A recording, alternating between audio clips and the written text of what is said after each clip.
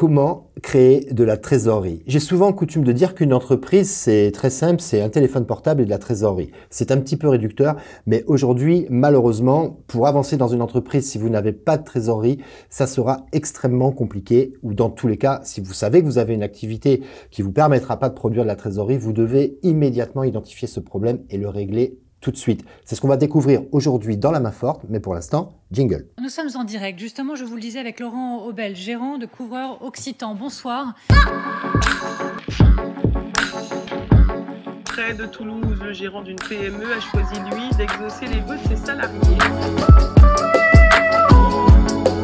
Alors aujourd'hui, pour parler de trésorerie, je suis accompagné de mon ami Gérard Ingasser. Bonjour Gérard. Bonjour Laurent. Merci d'avoir répondu présent à mon invitation. Avec grand plaisir. Alors on va parler aujourd'hui d'un sujet, j'allais dire qui fâche, mais qui fâche pas. On va parler de trésorerie, on va parler d'argent. Alors Gérard, la trésorerie, dis-moi, qu'est-ce que c'est la trésorerie? Alors la trésorerie, c'est tout simplement ce que vous avez sur votre compte en banque, sur vos comptes en banque à un moment donné. Et la trésorerie, c'est ce qui permet de faire fonctionner l'entreprise. Sans trésorerie, pas de transaction. Pas de transaction, pas d'entreprise, pas de fournisseur. Le banquier bloque tout, etc. Donc la trésorerie est une composante fondamentale du fonctionnement de l'entreprise. Mais on a sur cette chaîne, tu le sais, des artisans qui nous regardent, des jeunes artisans, et ils peuvent se poser la question, mais combien est-ce qu'il faut que j'ai en trésorerie? Combien, parce que c'est l'argent qu'on a là-bas, combien il faut avoir en trésorerie?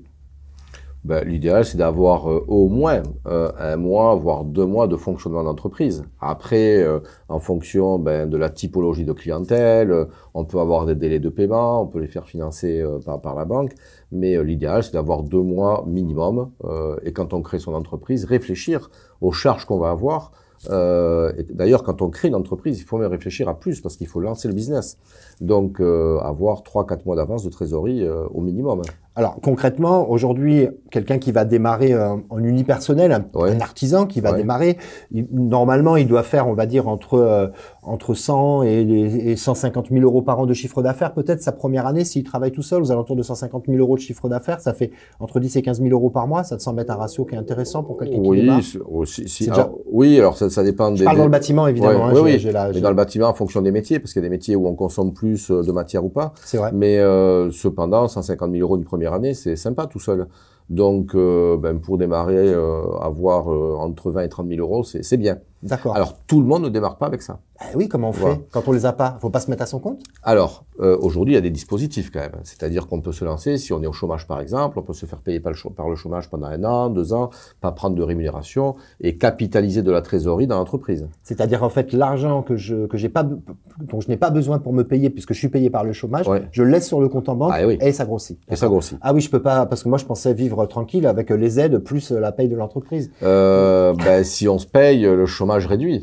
D'accord. D'ailleurs, petit conseil, pour ceux qui se lancent auto-entrepreneurs, sachez que le chômage se réduit d'office. D'accord. D'accord. Alors que si on crée une société, on ne déclare rien comme rémunération, on peut ne rien déclarer comme paye, et la trésorerie grimpe, et on a 2 ans, 3 ans en fonction de l'âge, pour générer suffisamment de trésorerie. Donc, un des premiers moyens, évidemment, c'est de ne pas se payer parce qu'on a le chômage, parce qu'il faut quand même bien manger. On est bien obligé d'avoir l'argent. On est bien d'accord. D'accord. Qu'est-ce qu'il y a d'autre comme moyens qui peuvent produire de la trésorerie? Alors, après, c'est le modèle économique. C'est la manière dont on va construire notre business. Donc, déjà, c'est la manière dont on fait ses prix. Et je vois souvent, malheureusement, des personnes qui s'installent et qui vendent en dessous du prix de revient. Donc, c'est bien calculer son prix de revient, faire suffisamment de marge pour absorber toutes les charges qu'on va payer. Donc, toutes les charges, crédit compris. Donc, faire un inventaire des charges et voir si ça passe avec le chiffre d'affaires que l'on fait. Alors ça, c'est vrai que la construction du prix, c'est vrai que c'est un vrai sujet. D'ailleurs, on fera certainement une vidéo ensemble où on parlera de ça, parce que je crois qu'on peut quasiment consacrer toute une vidéo à la construction du prix. Parce que au départ, quand on démarre, moi, je sais que quand je démarrais comme artisan, ça me posait aucun problème de commencer à faire mes chantiers. Oh, mon Dieu, mais faire mes devis, c'était une catastrophe. Je savais jamais comment construire. D'ailleurs, c'est très difficile quand on démarre comme artisan, c'est de faire un prix. Ça, c'est très, très compliqué. On a toujours l'impression qu'on est trop cher, donc on vend pas assez cher. Et là, on va dans le mur. Parce qu'on peut pas Alors, couvrir le chèque. c'est fondamental. D'ailleurs, j'ai fini par faire des tutos pour mes clients, enregistrés. Comme ça, il y a le prix de la matière première, le coefficient sur matière première, le prix de revient, la marge sur le prix de revient, et on a le contrôle de la marge en direct. C'est vrai que c'est compliqué. C'est pas forcément simple parce qu'il y a plusieurs méthodes. Donc, le tout, c'est de comparer ces marges avec ceux des marges métiers, et puis ensuite, être sûr de faire suffisamment de chiffres pour absorber les charges fixes. Alors, donc ça, c'est un premier moyen. Ouais, il y a d'autres moyens? Pour avoir de la trésorerie, Oui. ben, c'est prendre un compte dès qu'on peut. Ah, mais la compte, quand on prend la compte à un client, il faut le mettre à la banque? Ah ben, de suite. Voilà, de suite. Alors, c'est vrai que je rencontre certains artisans qui me disent « Oui, mais ça se fait pas, on croit que je vais avoir besoin d'argent. » Mais tout le monde a besoin d'argent aujourd'hui. C'est vrai. Et puis, un chèque, c'est fait pour être mis. C'est vrai. Alors, certains le mettent pas parce qu'ils se disent tant que j'ai pas commandé la matière, par exemple le chantier, moi, il y a certains artisans dans certains métiers qui ont des carnets de commande à 6 mois, 8 mois, etc. Ils disent je veux pas mettre à la banque 8 mois avant. Mais au moins, dès qu'on commande la matière, on met le chèque. Oui, c'est vrai. Voilà. Nous, c'est ce qu'on fait personnellement dans l'entreprise. Effectivement, on encaisse évidemment les acomptes, mais c'est vrai que si on a un délai trop long, en général, on met le chèque en banque un mois avant le démarrage des travaux ou quelque chose comme ça. Mais c'est vrai que si on met le chèque en banque un mois avant le démarrage des travaux, mécaniquement, on fabrique de la trésorerie parce qu'on encaisse de l'argent alors qu'on n'a absolument rien fait encore. On n'a pas payé de matériaux, on n'a pas payé les heures de travail, donc c'est plutôt intéressant. Voilà. Après, troisième moyen, il faut réfléchir au cycle d'exploitation. Le cycle d'exploitation, c'est quoi? C'est le moment entre lequel vous rencontrez un prospect, donc un possible client, jusqu'à la livraison du chantier et au paiement. Et entre-temps, vous avez la remise du devis, la commande fournisseur, l'encours de production, la livraison, la facturation et l'encaissement. Et parfois, on voit des délais énormes entre chaque étape. Donc, l'idée, c'est réfléchir comment compresser toutes les étapes. Et là, dans certains cas, il nous est arrivé d'avoir des surprises. On a réussi à trouver 30 jours de gain. 30 jours de trésor, c'est un mois de chiffre d'affaires de trésor. Bien sûr, c'est énorme. Voilà. Alors là, c'est vrai qu'il y a des artisans qui nous écoutent. Honnêtement, je suis obligé de donner aussi directement des conseils parce que je vois tellement de choses. Quand vous démarrez un chantier, il faut le terminer le plus tôt possible parce que c'est à partir du moment où le chantier est terminé qu'on va pouvoir encaisser la fin du chantier. Et quand le chantier il est terminé, on le réceptionne et on l'encaisse. Et on facture. Et on facture le plus tôt possible. Moi, je vois des artisans, j'ai des copains artisans, je pense à un copain jointeur, il se reconnaîtra s'il voit cette vidéo. Chaque fois qu'il me fait des joints pour me mettre au perso, il m'envoie la facture 3 mois après. Mais c'est incroyable. C'est incroyable. Alors que s'il me l'avait envoyé 3 mois avant, l'argent aurait été à la banque 3 mois plus tôt. Donc, je sais qu'il y en a qui se reconnaîtront là-dedans. Et ça veut dire aussi qu'il faut peut-être pas démarrer 50 chantiers en même temps. Parce que si on démarre 50 chantiers en même temps, on commande les matériaux pour 50 chantiers. Et puis, à l'arrivée, on peut pas les encaisser de suite parce qu'il faut finir.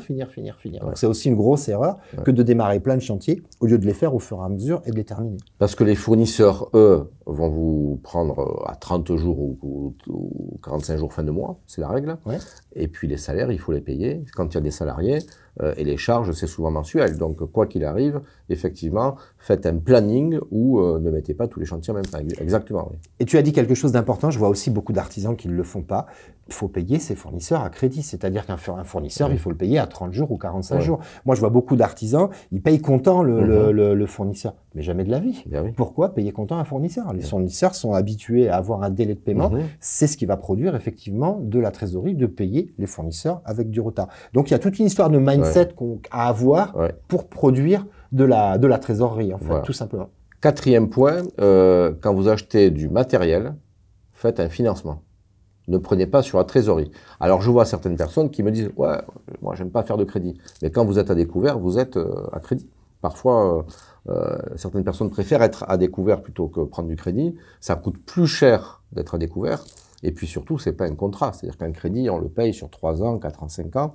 Le découvert, du jour au lendemain, allez, à 60 jours, il peut être supprimé. Donc, on est en situation de risque. Donc, dans l'idée qu'on doit avoir, surtout aujourd'hui, c'est avoir du cash dans l'entreprise. Donc, effectivement, financer les investissements, c'est vrai que c'est la base. Moi, j'ai vu aussi trop de copains artisans me dire, c'est bon, j'ai 15 000 euros sur le compte, je vais m'acheter un camion. Non, tu as 15 000 euros sur le compte, ces 15 000 euros, ils vont te servir à avoir un crédit. Parce que c'est beaucoup plus facile d'avoir un crédit de 15 000 euros quand on a déjà les 15 000 euros à la banque. Et surtout, on touche pas à ce trésor. On l'a vu avec le Covid, bien content d'avoir un petit peu d'argent d'avance quand d'un coup, l'activité s'est arrêtée net. Il y avait pas le choix. Tu vois d'autres outils qui produisent de la trésorerie? Oui, alors il y en a un peu de personnes en parlent, moi je le vois parce que ça me fait râler quand je le vois. Donc, les artisans du bâtiment, souvent, font leurs travaux eux-mêmes. Ouais. D'accord? Donc, sachez que ça s'appelle de la production immobilisée, qu'il faut compter le temps que vous passez, compter aussi la matière qui ne va pas dans les charges, qui vont altérer la marge. Bien sûr. Donc, le mettre de côté. Et aujourd'hui, ça se finance. Donc, on peut être en difficulté parce qu'on travaille pour soi-même en se disant « je suis du métier, je vais faire moi-même ce travail », mais c'est de l'argent qui n'est pas facturé. Donc, par contre, c'est comme si on se le facturait à soi-même. D'ailleurs, en compta, on peut se le facturer à soi-même ou le compter en production immobilisée. Et ça peut se financer. Aujourd'hui, des banques financent de la production immobilisée. C'était pas le cas il y a quelques années. Ah oui, d'accord. Comme ils le financent comme un investissement. Comme un investissement. Comme un investissement. Ouais. Donc moi, j'ai un client, je lui ai dit, fais-le financer. Non, je veux pas, etc. Et puis la trésor, quand on a 100 000 euros de production immobilisée, quand on se refait un showroom, des agencements, etc., et qu'on fait 700 000 euros de chiffre, ben ça pèse. C'est énorme. Donc je lui ai dit, Nicolas, vraiment maintenant, il faut que tu fasses. Donc j'ai appelé un banquier que je connais bien, et puis il a financé. Et puis voilà. Néanmoins, la trésorerie, c'est le nerf de la guerre. Quand Oui. on n'en a pas, c'est très compliqué. Oui. Et on voit des entreprises qui sont, des gens qui ont un très bon savoir-faire, des entreprises qui sont rentables, mais Ouais. parce qu'on tarde à faire encaisser, parce que on produit, on a des productions immobilisées, Ouais. on voit des entreprises, malheureusement, qui font faillite, parce que une faillite d'entreprise, c'est toujours un manque d'argent. Ah ben oui. C'est jamais, ça peut être, on peut avoir une entreprise qui est rentable, manquer d'argent, Ouais. et se casser la gueule et aller dans le mur. Exactement. Moi, je sais que c'était un indicateur de pilotage avec lequel, vraiment, c'est quelque chose que j'ai toujours eu en ligne de mire. La trésor, j'ai toujours été très prudent avec ça, et je pense que c'est un conseil qu'on peut donner à tous nos copains artisans ou futurs artisans. Absolument. C'est surveiller la trésorerie, la rentabilité, le carnet de commande. Tout est lié, c'est systémique. Donc, effectivement, un œil sur la trésorerie et futur. Donc, ayez une vision de trésorerie future pour anticiper.